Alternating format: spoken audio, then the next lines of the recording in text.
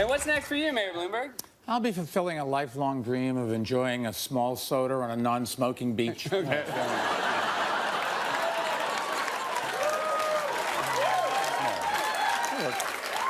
You don't have another job lined up, Mr. Mayor? Well, I applied to teach Spanish at a few universities, but I'm told that my accent isn't quite bueno. Well, I hope you don't mind, but I have to ask the question that's on everyone's mind. Would you ever consider running for president? Seth, I don't know what the future holds. President, Pope, naked cowboys. So, yeah, I have lots of options. Yeah. You think you're gonna get that choked up when you have to leave office? I might. I'm a very emotional guy.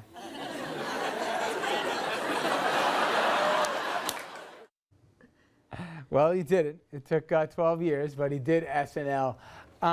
You think at the end of the day, Jeannie, I think people look back. We did a long conversation with Chris Smith, the writer from New York Magazine, who did a long profile on him. I think history's going to treat him pretty well. I do too, actually. I think, you know, the data supports, and I thought he was actually very funny on SNL, I have to say. I mean, for a politician, he was good.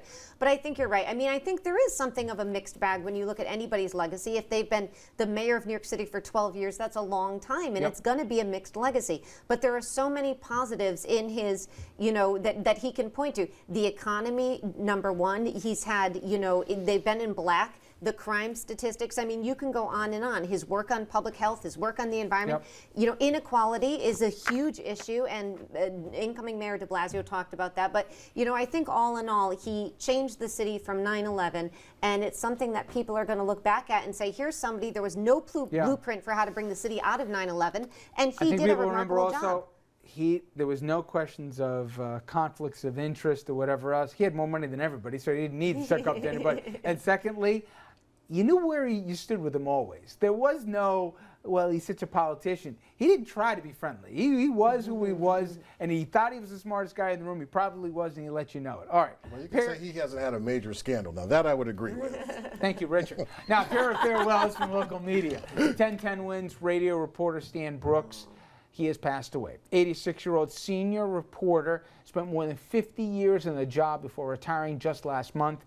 His impact so widespread that the radio room in New York City City Hall renamed in his honor, and that was done just last week. And Dominic, he wasn't just an inanimate voice to you. You knew him, and he was good to you. He was a dear, dear friend of mine who was very good to me. When I started in this business almost 30 years ago, straight out of journalism school, scared to death, didn't know my left from my right.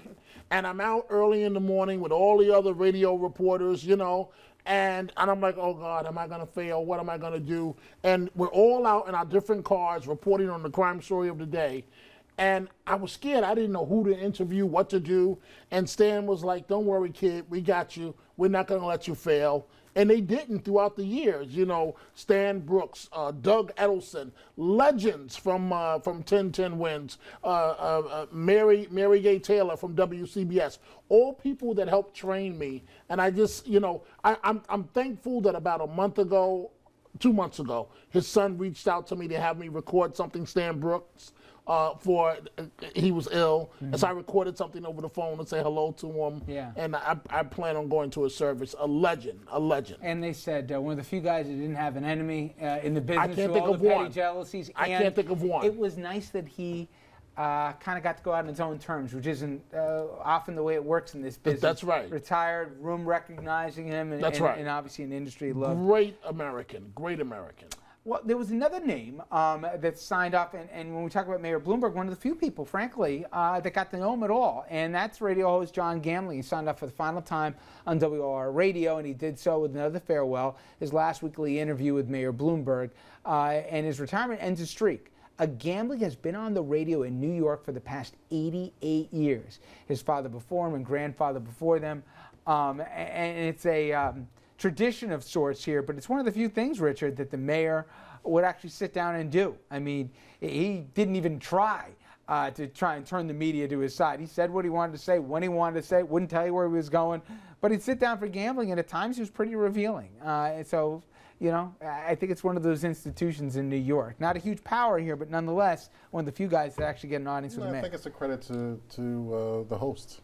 Yeah, to John, so. That he could actually do that. All right, when we come back, I got some multiple choice questions for the table, and they don't know the questions in advance. Stay with us. We'll be right back.